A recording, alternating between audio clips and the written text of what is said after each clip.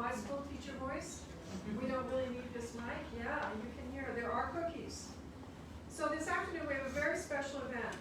The history department has in recent years not had a lot of opportunity to engage with K-12 teachers.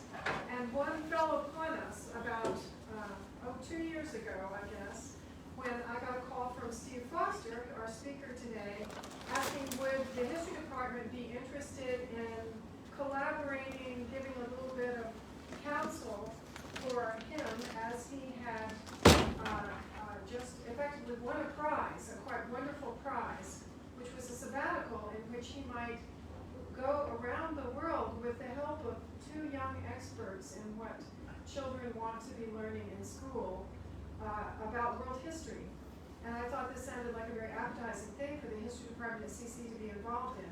So we've had a number of discussions over the ensuing period, and Steve and his wife Crystal and his daughters Talise and Iris have indeed accomplished this amazing feat to go around the world in 180 days.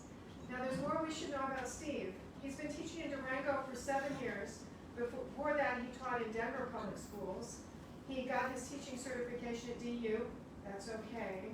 Because he was an undergraduate at the University of Tampa, and his brother and sister-in-law went to CC. So he's safe among us, although he might not otherwise be. And his topic today, as you see, is going around the world in not 80, but 180 days. And we'll have the opportunity after he finishes to ask him and the ladies, who I think will also contribute, how this all was and what they learned about the history of the world. So, Steve Foster.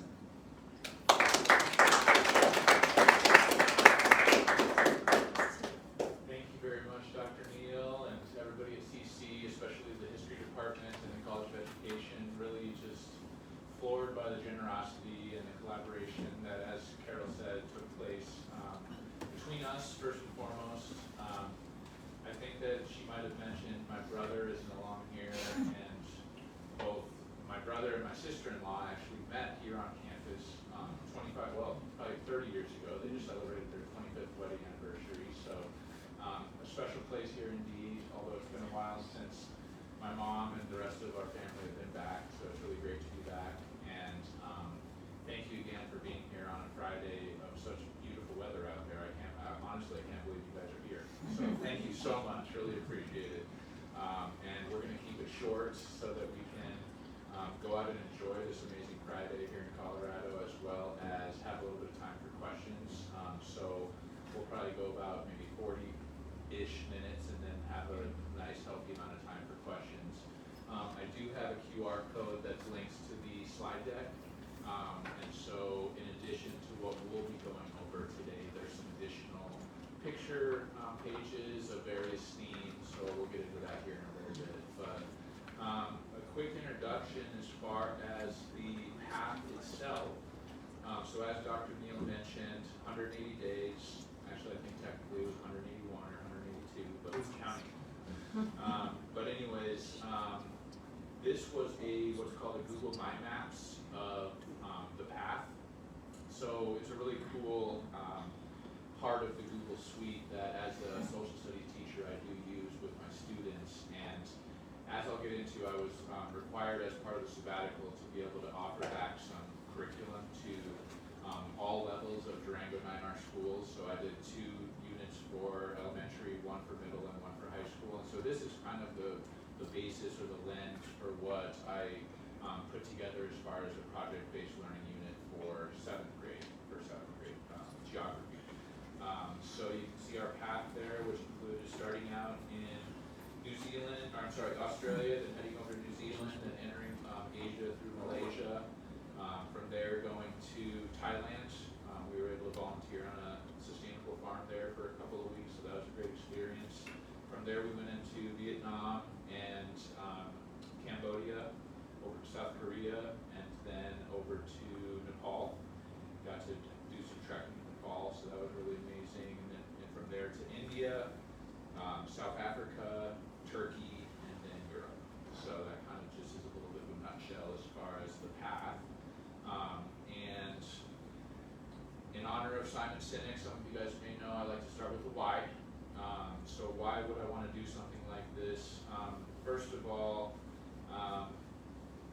for the sake of my family and also as an educator, I really wanted to be able to explore this whole idea as a history teacher, but just as a person, as a human, as far as point of view and varying points of view. So, 90% of the kids that walk through my classroom are not going to be going into the field of history, but I think that it's our responsibility as social studies teachers, and whether you're in the history department or the education department, to be able to let kids grapple with varying points of view, and to be able to kind of get at that idea that just because you have a different point of view as somebody doesn't mean that one person's right and one person's wrong. And so I think that that's kind of my main kind of North Star as a history teacher, is to be able to kind of allow students to see that through primary and secondary sources, and some of the different skills such as cause and effects and unity and diversity and stuff like that. And so that was one of my main things, as well as it was the right time for our family. So with Talise, my youngest, being in 3rd grade, Iris in 7th grade, didn't really want to pull Iris out when she was in high school, and then Talise being at 3rd grade, it's the age where she'll be able to kind of remember something like this and be able to kind of hold on to it as opposed to earlier on in her life. So that was really a major factor, as well as this idea of unity and diversity. So going into those kind of like social studies kind of base skills that we try to really get across, that are kind of in the standards and stuff like that. I've been really grappling with the unity and diversity one for a long time, and there's a veteran teacher in Durango, Dept Chair, who, when I was serving as the curriculum facilitator and leader for Durango before going back into the classroom, we kind of had some really great philosophical conversations about what exactly that looked like and what that meant. And I thought, what better way to kind of explore what unity and diversity was than going on an experience like this. So basically, as Dr. Neel said, kind of like the prize stage of it, within our union master agreement, there is a element of there as far as a sabbatical that's available for teachers that have been serving in the district for more than 5 years. And so I didn't waste any time. So on my 5th year, I went in and I tried to apply for it. And unfortunately, the first time, and so this was 3 years ago, it was denied because I was trying to go in and get my admin license and have that be my rationale for having a sabbatical. And at first, the wonderful superintendent, Dr. Karen Chesser, said, no, this is really meant to be something to make you a better teacher. And so I kind of took that feedback, and then, as Dr. Neel mentioned, maybe about 2 years ago, tried it again. And so I have a kind of a screenshot of my, actually the title page of the presentation that I shared with Dr. Chesser. And after it was all said and done, she said, well, this all looks great and everything, Steve, but I see all these pictures of your family. What are you going to do with them while you're traveling the world? And I kind of got dejected inside, and I'm like, oh, I'm totally going to get denied again. And I'm like, I'm going to bring them with me. And kind of the spirit that she has, and like the pro-kid kind of inside that she has, she's like, oh, I think that sounds like a great idea, because you have a 3rd grader, so you've got that covered with elementary school, you've got a 7th grader, so you've got middle school, and you teach high school, so you have all 3 levels covered when you provide some curriculum resources for us. And I'm like, yeah, that's what I was thinking. So yeah, thankfully with her kind of innovative mind and kind of open mind, she approved it, and Dr. Neel was able to step in and offer to kind of provide some academic support and kind of bounce off some ideas as far as how to tie the historical connection by going to all these various countries. And so what we kind of landed on was the combination of colonization throughout the world with world religions, which really fit well with a lot of the different standards for some of the units that I prepared. So it was super helpful to be able to have Dr. Neel as kind of a constant conversation, whether through email, phone. We met up one time for breakfast here in the Springs, and so that was really helpful as well. And the deliverables, like I had mentioned, were for project-based learning unit. So this is a little screenshot of the one that I did for 3rd grade social studies history on the unique qualities of regions. And so Talise, my 3rd grader, was really helpful as far as being our artifact person, because each unit had to be accompanied by various artifacts that were from the trip. And so we were able to go on a lot of different great shopping adventures to be able to find like kid-friendly keychains and different items that kind of represented each region that we were in. As not only that unit, but we also found a bunch of stuff related to world religions, and we had a 1st grade unit that related to money and currencies, so we kept all the different currencies that we came across. And so yeah, it was really great to be able to have some help as far as that goes. We already went over a lot of this, but overall, so it was a year-long sabbatical. The 1st semester was actually planning, and we kept the girls in school, so we only pulled them out of school for a homeschool experience on the road, so a travel school for 1 semester. So for spring semester is when we were on the road, so from January through June of this past year. And the homeschool, Iris is going to get into it a little bit, but that mainly looks like, for literacy, which is kind of a reflective journal, there was a lot of learning that was happening, obviously, as we were just out there traveling, and so we just wanted to be able to have an element for them to be able to capture their reflections, but we let them kind of choose what that looked like, so it was slightly different for each of the kids. And then for math, we combined it with Khan Academy, which is kind of an online Common Core aligned curriculum that's free, with Iris being the finance manager, which she'll get into kind of what that looked like. And overall, 20 countries, 181 days, and 64 cities, including this wonderful picture from the Blue Mosque in Istanbul. So that was a really special place to go. We had originally intended to go to Jerusalem. That was right kind of when things started to unfortunately go haywire there, and so unfortunately we did have to kind of adjust our plans. But thankfully we were able to still check out various Muslim places, including Turkey and Malaysia. So we went to the National Mosque in Kuala Lumpur as well. I'm going to bring up Crystal, who is going to be going in a little bit as far as the logistics side of things.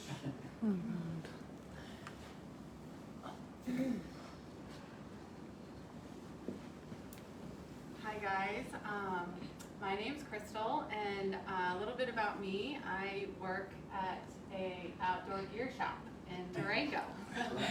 So it was quite perfect for the scenario. So I just kind of put up a little bit of kind of what that looks like to pack for a trip around the world for 4 people, and with 1 roller. We were allowed 1 roller and 1 backpack.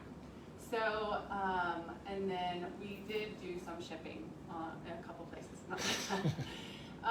So basically what that looked like was each, like I said, each got a roller, we each got a backpack. We had to make sure that we had a constant way of getting water, so thankfully I was able to get us a water purifier / filter, so that could be used in any of the 20 countries. And then we also required a world travel kit, complete with all of our medicines that we had also went to the health department and got all of our shots, but then we also brought, like, I am a motion sickness person, so all the things that go along with that. So we did, you know, have quite a bit of luggage just alone in like equipment. I did a kind of a screenshot of what was in my bag. That was everything that I had for 6 months basically, in the lower shot. And then we were gifted this amazing cooler bag in Australia that happened to make its way back to Durango.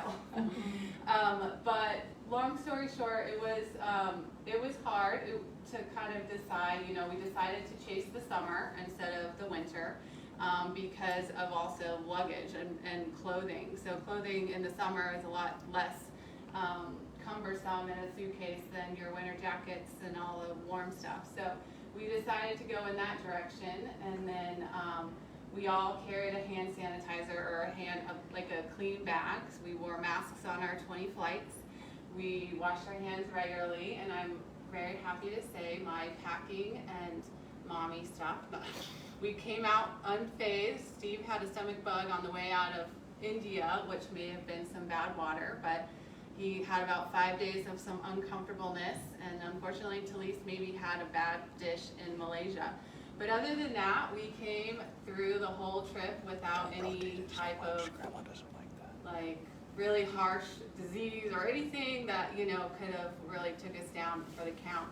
So yeah, that was kind of my area, and I think I hit it on the head. So, but another thing that also helped us was the opportunity to do an app called couch surfing. So we, it's an app that you download, and you pretty much pick where city you're going to, and you look for people who are houses open for couch surfing. So basically it's a crowd surfing app, and you get to stay there for free. You offer, you know, groceries or cooking dinner or, you know, anything you can do to help around the house or whatnot, but it is a free stay. We did it in Australia, as you can see, Australia, India, New Zealand, South Korea, Thailand, and it also helped with when we would go out to restaurants. They know the places to go, they know the butcher to buy the meat from, they know all the insides and outsides of the city, so it really helped us steer away from anything that could have also took us down as far as like bad food or anything like that. So, and we made some really amazing friends, and I would highly recommend trying it. I was a little nervous at first, being like 2 kids and not knowing people, but I mean, we had our own rules put in place that they weren't separated from us, and it was all very safe, and we tried to go to places that had kids. So Iris will kind of touch on that a little bit later, but yeah, it was definitely one of the most positive experiences throughout this whole trip was getting to stay with these families. So yes, next up we have Iris talking a little bit about India. So I got to pick any of the countries that we went to, and I picked India because I felt like we had a really good local couch surfing experience. The couch surfing family had 2 kids too, so that was really amazing. And then I also did a 4-H project for global citizenship on this year, and I won state for it. So since I already had some knowledge about it, I figured it might be nice and easy. And then the food and culture really just amazed me. The food was so good in India, and our host mother Jashan was a really good cook, and her husband Gurman also knew where to get the meat that wouldn't get us sick and everything. And so the food there was amazing, and my favorite food was kulcha, which is in this picture right here, and it's like kind of a savory pancake. It's like a tortilla with potatoes and onions inside, and you dip it in this sauce. And so then the main religions of India is Hindu and Sikhism, and our family was Sikh. So they took us to this temple, and it's called the Golden Temple, and they showed us around, and so it was really nice. You can see we're all covering our heads, because not just women have to cover their heads like in Islam, but everyone does. So yeah. Next, a little bit more about the stats. For homeschool, we did a reflective journal and Khan Academy, and I was also the finance manager. And so Talise did a journal, which she has her paper journal right there, her notebook. And then I did a YouTube channel. And so that was kind of our literacy. And then I was the finance manager. So that kind of means once a week I would look at the budget, and we would fill in where we stayed and how much it cost. And since couch surfing is free, that really because usually accommodation was the most expensive, and since it's free, it was a lot less. So yeah, and that kind of was when we were waiting in the checkout line, it was kind of do we need this or do we want this? And so that's when I got to have the say and be like, not really or yes. So, and then my dad's gonna get deeper. So yeah, but extending on what Iris was saying, try to make a budget template that was simple enough where we could have some really positive and valuable conversations about it, but not get too much in the weeds. So like she said, you know, here's the zeros here for accommodation for couch surfing. Our budget, what we set it at was $200 a day. We got a book on semester 1 for fall semester that was called Traveling the World on $50 a day. So we just multiplied that by 4 with 4 members of our family and tried to make that happen. And thankfully we were able to make it happen even kind of post-inflation and all that, because the book was, you know, pre-pandemic. So that was really helpful. So a lot of the questions that we get surround as far as this budget stuff, as far as are we independently wealthy? No. Do we have a rich uncle? Yes, but we don't ask him for money. So didn't want to tap into that. So that's kind of what happened for fall semester, was to try to go on some fundraising for this as well. So a few different things that we were able to do as far as the fundraising side of things. The sabbatical pay did pay half a salary. However, we were still paying full health insurance and para for the pension. So it was actually quite a bit less once I got that first paycheck. We rented out our home on Airbnb, so that helped out with the mortgage. So that was really helpful to be able, and it actually was fairly straightforward. We had a really great house cleaner, and we also had somebody in town in Durango where we live that was kind of the key holder. And then I coached swimming, so that was, I'm a swimmer growing up, and it's one reason that brought me out to, the main reason that brought me to Tampa, Florida for my undergrad. So that was a lot of fun, and I got to kind of still have my time with students, although it was middle school age students, so that kind of kept me in the game as far as that goes a little bit, and it also paid. I have this side gig called Spanish for Educators that I've been doing for the last 10 or 12 years that helps out with, I lead a trip every July to be able to help teachers nationwide that are interested in participating in an immersion program in Guatemala. So thankfully last year I was able to dedicate a little bit more time to that venture, and we had a nice healthy cohort of 20 teachers that went on the program. So that really helped out as well. And then we kind of kept on thinking about that whole needs and wants side of things, and as we were preparing our house to be able to go on Airbnb, we were able to kind of thin out a lot and kind of sell a lot of stuff. So that was really helpful as well, and a lot of it was like jackets and different things that were from Crystal's works, and she's at an outdoor gear shop, so thanks Crystal for that. Now I'm going to bring up Talise, who's going to talk a little bit about what she learned in Europe. You want to stand right there, honey. So, my name is Talise, and so one of the, like a few of the things I was focusing on in Europe was family heritage in Ireland, and so right there, that is my great grandpa? Uncle. Yeah. So, and then that was his grave, and then the museums in Europe, there's a lot. There's a Nemo, which is like a science kid museum in Amsterdam, and then the Van Gogh Museum, which was also in Amsterdam, and then the Louvre Museum in Paris, and the British Museum in London, and then all the Irish museums. And so I'm also kind of focusing on public transportation, like right here, that's my cousin's. My cousin with all of us in the picture, just about to take a train to France. And then there's also the underground subway station that we're right in front of.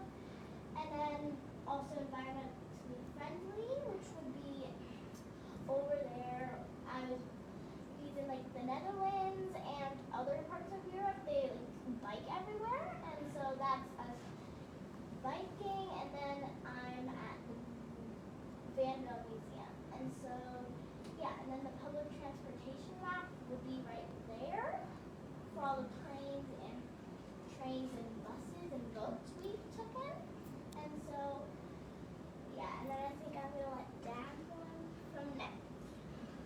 Yeah, thank you, Talise. And I think that for a third grader to kind of check, especially being in Durango and also just in the US in general, to be able to kind of check out how public transportation can look in other parts of the world was really, really special. And so I'm glad that you focused in on that, because as you know, you mentioned, to be able to kind of have that on the map and hopefully to be able to have other kids check that out, hopefully they'll be able to kind of realize what the possibilities are as far as, you know, not necessarily taking our car everywhere, although the infrastructure kind of makes that hard right now. But who knows, maybe in the future. So we wanted to also kind of just go in, each of us is going to kind of talk about one thing that we've been changed by this experience. So we had some different possibilities here as far as some of the different things that we can talk about. So I'm going to talk about rule number 3. So from the very beginning of the trip, I had kind of made this whole thing as far as there's only 2 rules, guys. Number 1 is to have fun, and number 2 is to stay safe. And so as we went along the trip, things evolved a little bit. And so it was actually pretty early on that we were at the Sydney Opera House. And we really wanted to go inside the Sydney Opera House, and I thought that we could do it. And so I'm like, no guys, we can just go, let's just go walk in, it's fine. And then Crystal's like, I don't know, it looks like there's something going on in there, I don't think that we can get in there. And I'm like, oh no, let's just ask this security guard here.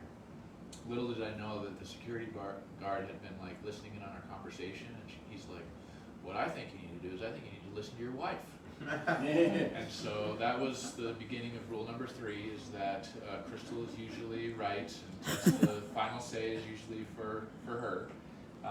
And so that, you know, we eventually also added other rules, such as rule number 4, which also had to do with listening to Talise and Iris.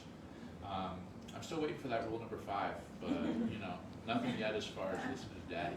But we'll see. And then Crystal wanted to talk a little bit about her, how she got changed. No. The one I chose was mindfulness. We were able to, in South Korea was one of my favorite places, surprisingly. It just was surprisingly awesome. I don't know what I was thinking it would be like, but it was one of my favorite places, and we got to stay in the Lotus Lantern meditation temple stay. So we tried out meditation, and what was so cool about it was the first thing you see when you enter, it says, it starts with the shoes. So, you know, we're very at home, so easy to just kick off our shoes in the corner and go on with our day, but it was just being more mindful. Take your shoes off, put them in the place they go, move on, and it just really settled as, you know, just be mindful of your actions and moving forward and what you do and what you say. So that was mine.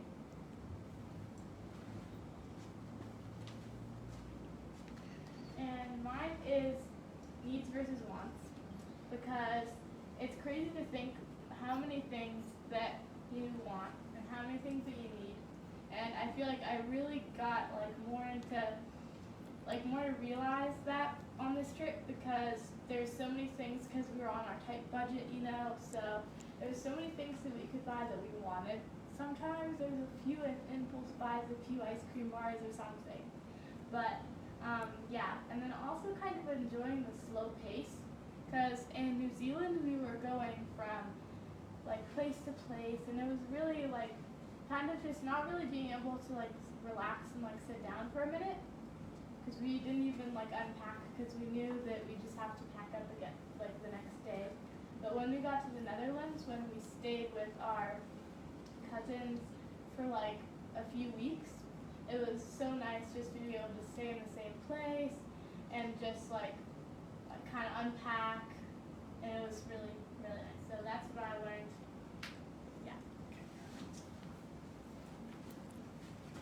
And so what I appreciated was drinking out of the faucet, because on the trip we couldn't really drink out of the faucet in a lot of places. Like in India, the water wasn't filtered, so we had to use our water bottle and put the toothpaste on, then dump it with some water and then brush. But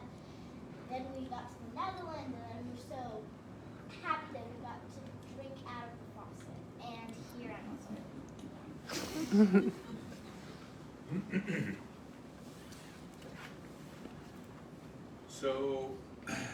one other thing that I wanted to just touch base really quickly on is this idea of the portrait of a graduate, and this is especially for the college of ed people.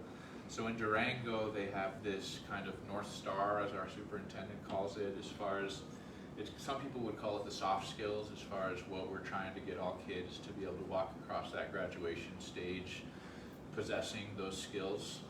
And so I'm happy to get into it more a little bit later. I want to be able to give some time for questions because there's a couple other items on there as well.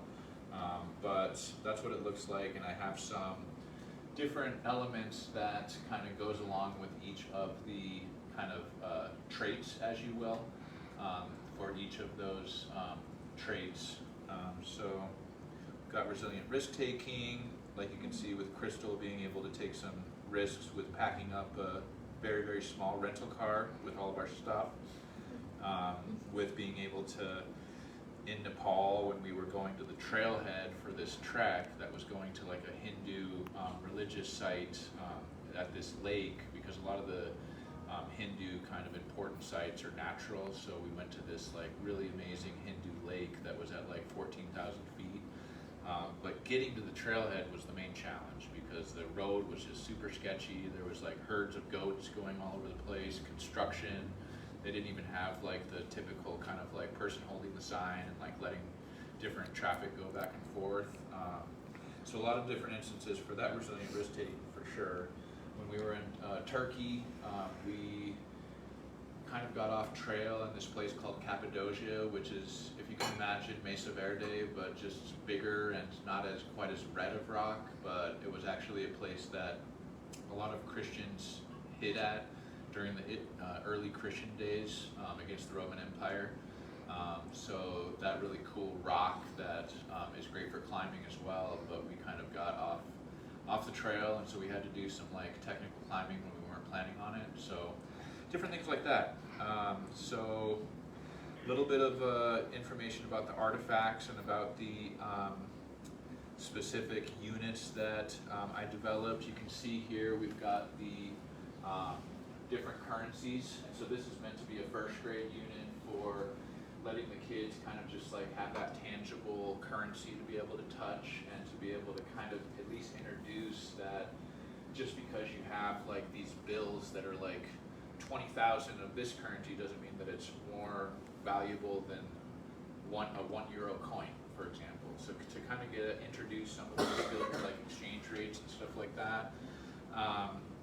World religions for high school, and I actually already did that unit, and that was really beneficial to be able to have some of the artifacts to go along with the introduction of the six religions that we kind of went into, with the 3 monotheistic religions and Buddhism, Hinduism, and Sikhism, which technically Sikhism is a monotheistic religion as well. But and then I already kind of introed the 7th grade unit that gets into kind of this mind maps idea, with them being able to capture their thoughts with a GIS, kind of an intro to GIS map, and hopefully maybe even checking out some of the transportation stuff and some of the different pens that were created there. But that's mainly meant to be a teacher exemplar, as well as a 3rd grade unit that gets into the unique characteristics of regions.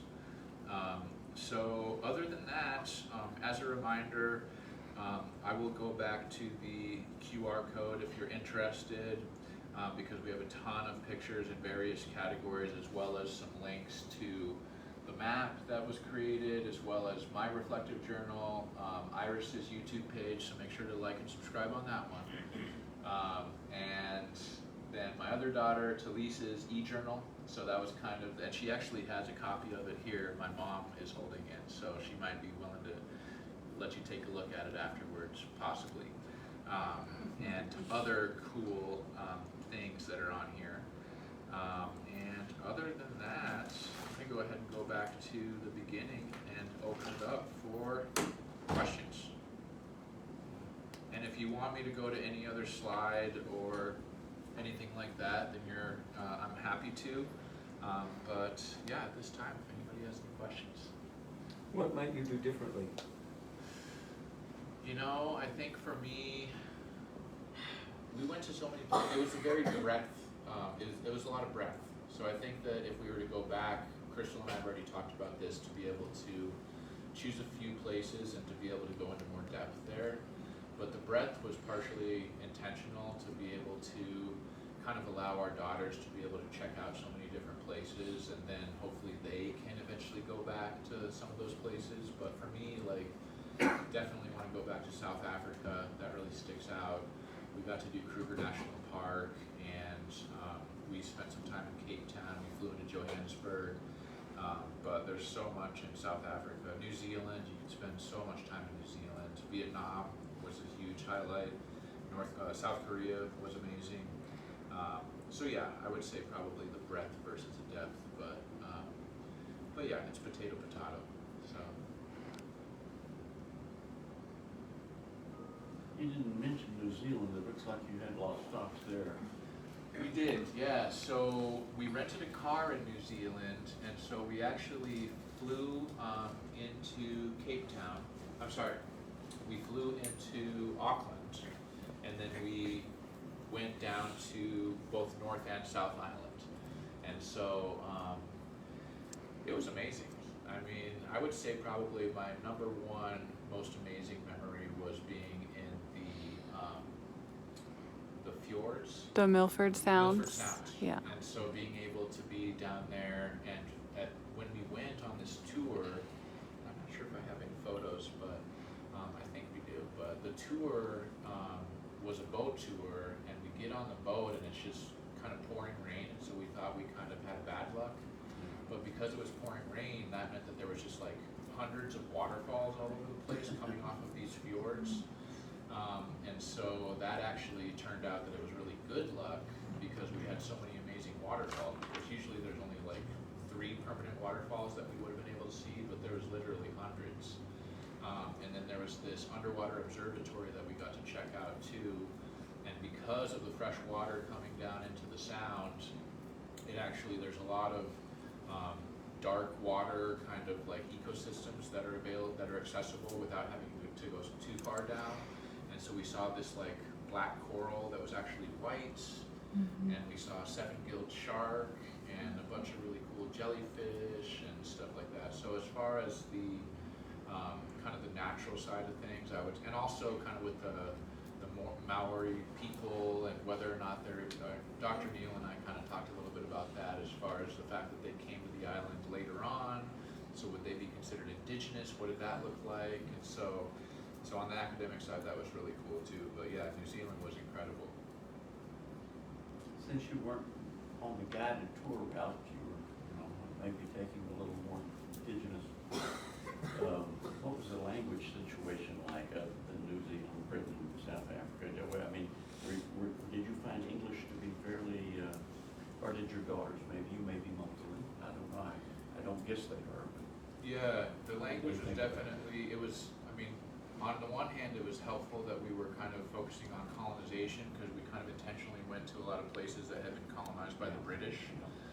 On the other hand, there was definitely still a lot of challenges on the language side of things. So, for example, one time when we were in Turkey, and we were trying to get gas at this gas station, and thankfully Google Translator is pretty amazing. And so we had the Google Translate out, and we had a rental car that was diesel. And so we were trying to say to the gas attendant that we wanted, just because everything was full service, which we weren't used to that as well. And so Crystal actually had the Google Translate, but on accident she had it Turkish to English. And so apparently in Turkish to English, if you say, "I would like diesel please," that means I want to kiss you. So there was this like 19-year-old gas attendant that just was like beet red because Crystal said that, and we're all just cracking up, and then really we're like, "Oh, we gotta do it the other way." So yeah, the hardest language barrier I would say would definitely be in South Korea, and I don't think it was intentional, but it was kind of this thing where there was just the signs also weren't in English. A lot of other places there was like signs in multiple languages.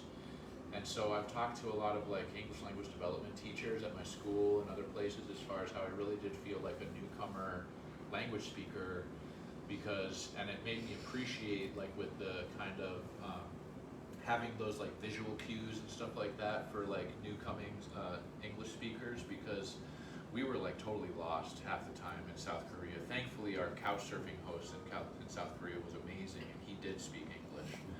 But also when we were in Seoul, because our couch surfing host lived in a different city of Jeonju City, there was a lot of people that would just like stop and see that we were struggling, and like they were like, "Oh, I know English," and so they would come up and help us. So that was really cool. And that also kind of gets into this idea of like people are generally like kind-hearted in the world, and so that was more than anything like a huge takeaway, is that if people are able to help, they will. Because yeah, we were really struggling language-wise in South Korea. Do you or your wife have language? Do you have a second language?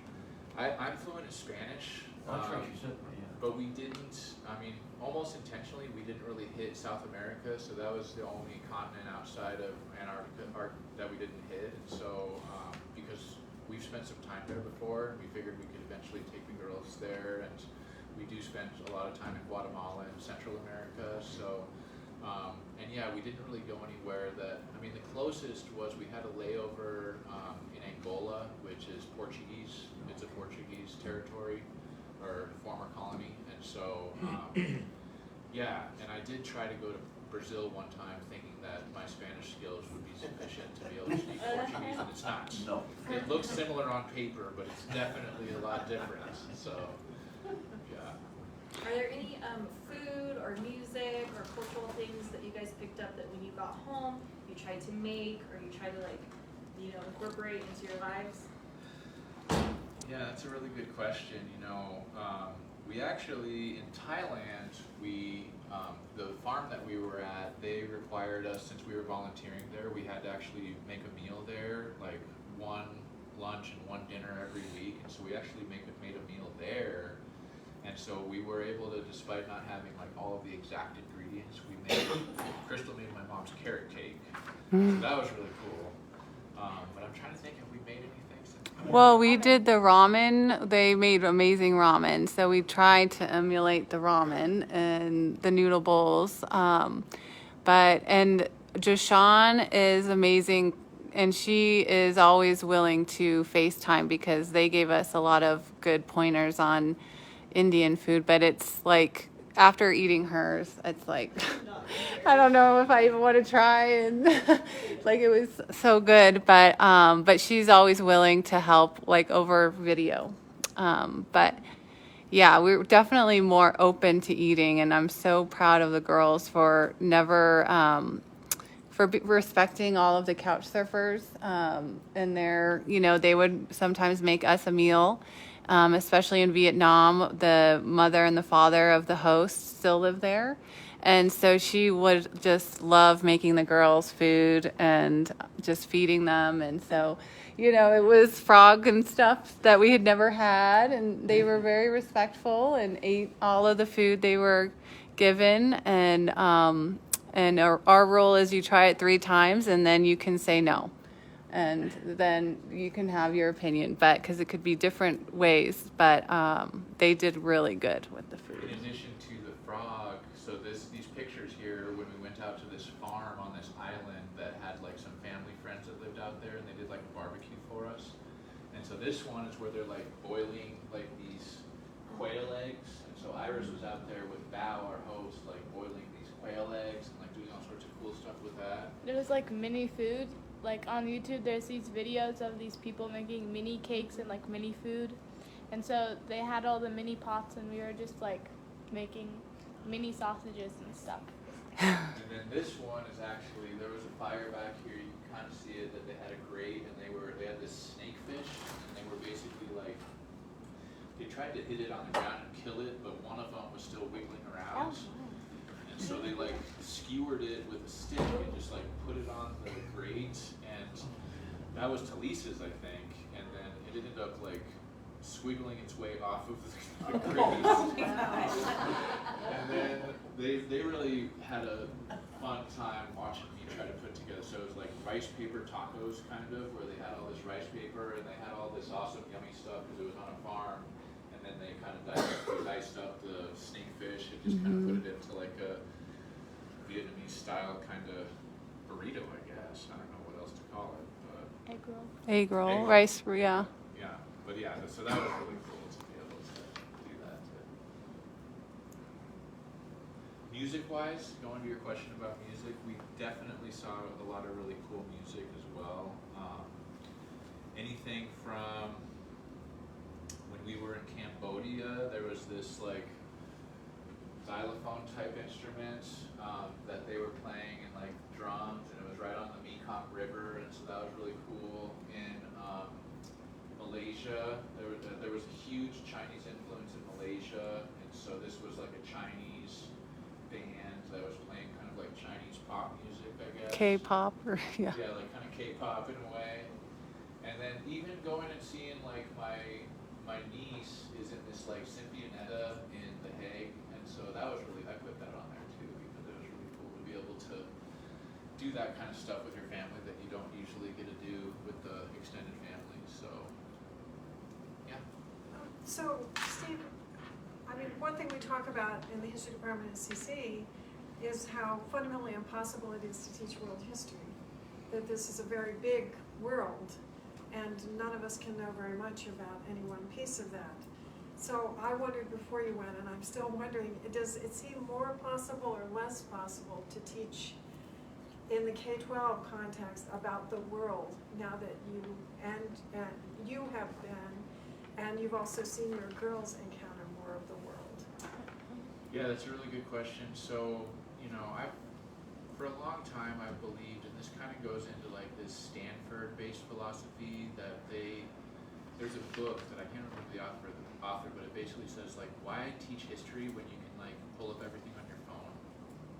And so this idea that it's more about like the thematic approach, where you do need to have this kind of representation of the chronology for like the various eras and the big ideas, but I think to be able to see like the similarities and differences around the world, and to be able to see like, for example, and this is what I always try to hit home with my students on, is that, you know, I don't know if you've seen the poster where it has the golden rule and like the holy text of all the different religions and stuff like that, where there's a lot of similarities. And so I think that kind of goes back to the idea of unity and diversity, where there's so many differences out there, but there's also the differences are what that kind of brings us together and makes us stronger. And so I think that's the way that I try to approach it, because you're right that in the history of the world, there's really no way that any of us is able to kind of gather up all of that knowledge to be able to have an idea, but to be able to see those recurring instances and to be able to kind of get the takeaway as far as the impact and the causes and effects and a lot of those kind of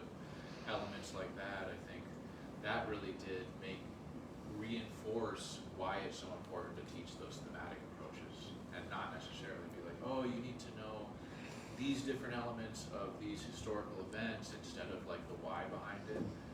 So it definitely reinforced as far as that side of things goes. Yeah.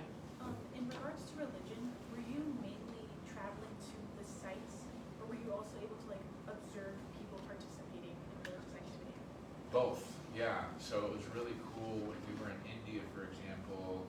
The city that we're in was Amritsar, which is the main kind of city for the Sikh religion. And so staying with a Sikh family was really allowed us to kind of get involved with what that religion looked like at the family level. So that, and especially with kids, like the little twin boys that they had super long hair, and the mom was very particular about, you know, making sure that it was covered and different things like that. And then on the Hinduism side, being able to see the influence as far, we did go to Crystal, you went with us that time to the Hindu temple, right? Mm-hmm. Yeah, so that was really cool to be like inside the Hindu temple as there was like the music going on, and to be able to kind of just stand off to the side and kind of be a part of it. Even going all the way to when we were in Ireland, and we got to check out the St. Patrick's Cathedral, and to go inside of there, although it was more of like a listening tour, so that wasn't as much like involved. But yeah, I think that it kind of depends on what it means to be involved with it, but I think the main things that we were really involved with was for Sikhism and for Hinduism.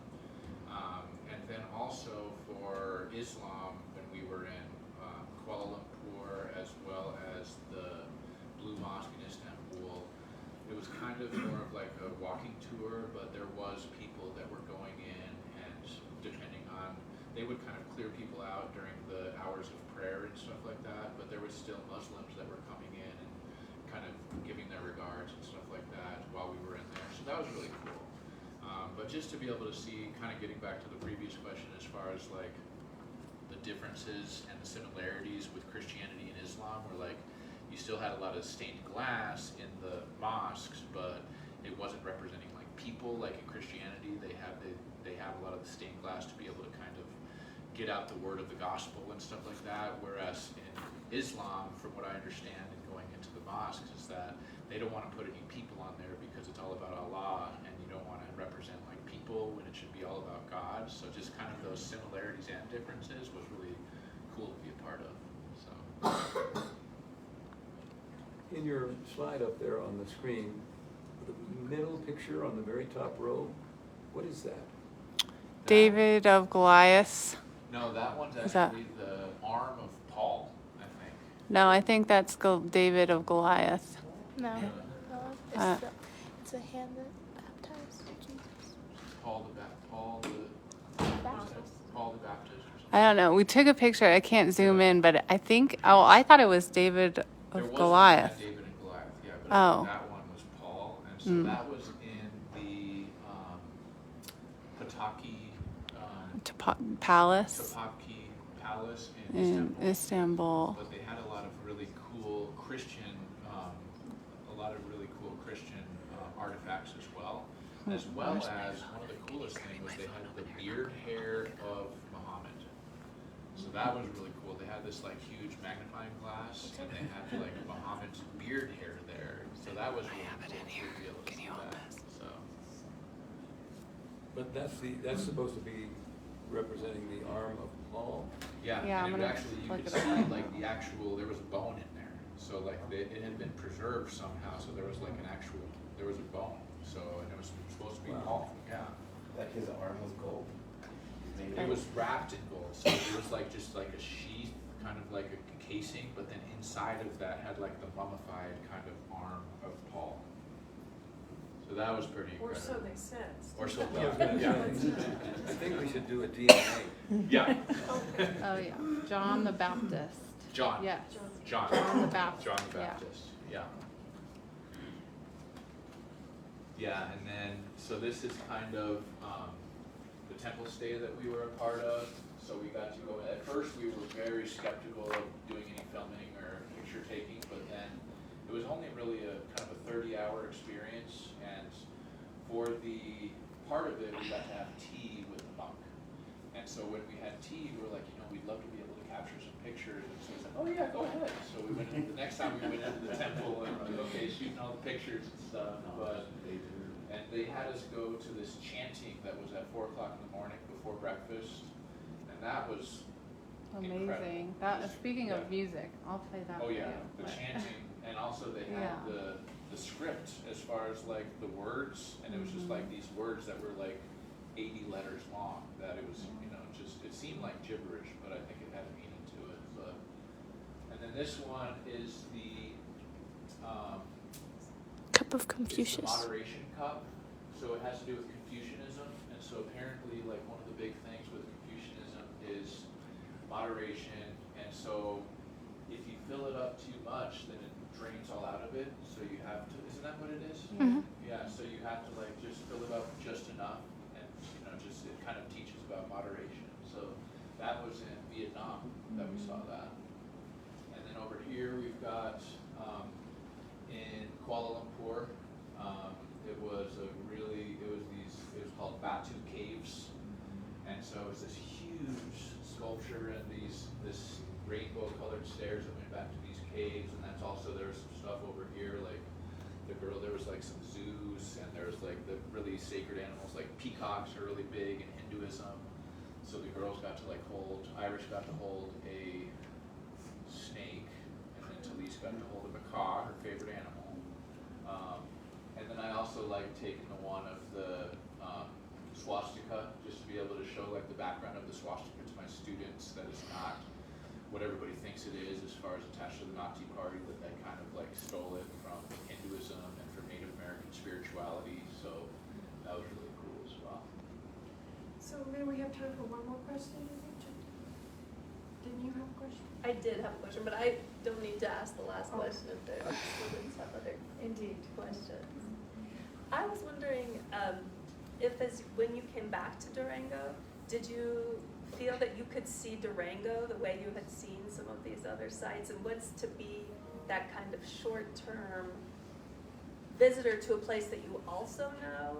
And I think that question is getting a little bit to one of my teaching questions is how to think about, I do want students to understand times that were different, and not necessarily to only see similarity, but to understand that people in the past had a depth that we understand ourselves to have. So I guess it's that kind of wholeness question. And I'm wondering if you saw Durango differently after this experience that you've had. Yeah, no, that's a great question. And so from what I understand, it's kind of this like coming back to Durango and how we saw it, especially after just going through this experience, focusing on kind of the history and the education side of things. Right, and sort of so much in such a short time, but then to go back to a place that you know well, do you feel that you saw it differently? Yeah. Yeah.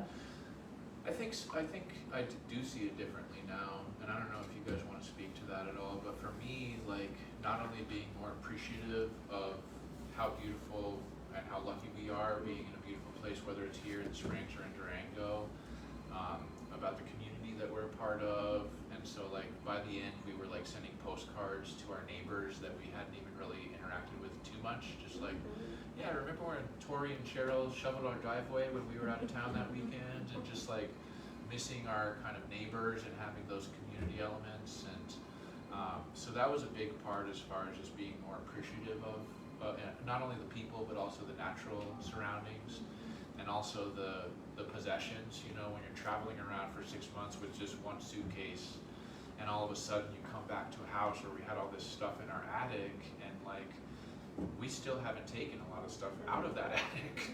So just kind of realizing that, you know, kind of this idea of needs and wants. And so, and then more than anything for me, this whole idea of appreciating like time, where like in so many other parts of the world, like time is, I think, held on to where it's okay to have free time. And so sometimes I get the sense here in the US that if I'm not doing like something from like the moment I get up until when I go to bed, then I'm lazy, you know? It's like, no, it's okay to be able to, and so actually when I got back, I asked my principal if I could go down to an 80% position, which just meant that instead of teaching 5 classes, I taught 4 classes, because I wanted to be able to breathe a little bit, you know, and I wanted to be able to be with my family and to be able to still eat together for dinner and still take them to swim practice. And so, so I think that was the main thing, was to be able to realize that it's okay to have a little bit of just like space to breathe, and that also kind of goes into the mindfulness thing. But those are some of my main kind of like, you know, now that I'm back in U.S. society, like what my main takeaways are. I don't know if you guys have anything else for that. You said I could have one more question. Yeah. Do you think this experience as a whole has caused you maybe to think more empathetically, the whole family of you? I mean, when you see things and have new experiences, do you feel like you're thinking a little more in depth about the why and all these things? Absolutely. I mean, for me, for sure, I feel like now I am a better listener. You know, I feel like before just kind of going with the flow and you're just kind of moving in the motions. And now it's like breathing and listening, and then, you know, not always talking, honestly, and being that person to help. Yeah. And just giving people the, like, starting out with trusting people. Like when we were in Angola, we were literally only there for one night, and we had to get over to our Airbnb place to be able to stay until the next morning. And it turns out that the ATM at this international airport didn't have any money in it. It was like the capital city, and the ATM was out of money. And so we had this car share app on my phone that we were in the process of getting a taxi, but the first one canceled on us. And so I was like getting the next taxi, and this woman just walked up to us and she's like, looks like you guys are lost, do you need something? And to make a long story short, she like paid for our taxi to get to our Airbnb. And it's just like, people were like that all the time, and just to be able to realize that 99.9% of people out there just really want each other to be happy and, you know, want peace and stuff like that. And so, you know, with the news cycle and if it bleeds, it leads and all that stuff, I think that we have been trained to kind of look towards the negative because that's what will lead in the headlines, when in fact that there's so many things that, you know, that's why I like during the pandemic, some good news. Yeah. Well, that was like my favorite thing during the pandemic was watching that show. What was John? Yeah, John, I forget what his last name was. the office but, guy. Yeah, the guy from The Office. Yeah. But yeah. Oh, yeah. Well, thank you guys so much.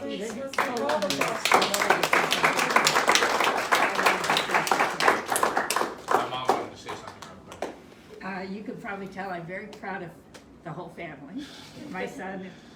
But Talise has her journal here. And if you can take a couple minutes and maybe she'll share with you a little bit about it, because I thought it was pretty fantastic.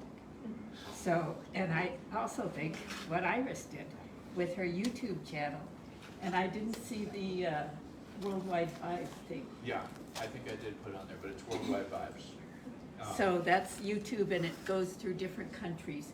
And she's the one who is the one doing all the narrating and talking about it. So you might want to look that up too.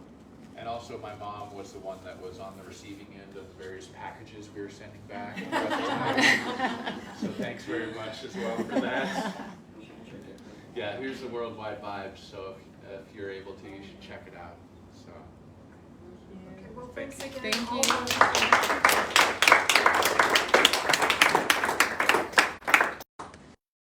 Anything on the Facebook page before I turn it off? Thank you for joining us. Bye. Okay, Stephen, you're allowed to have a desk. How do I hit finish?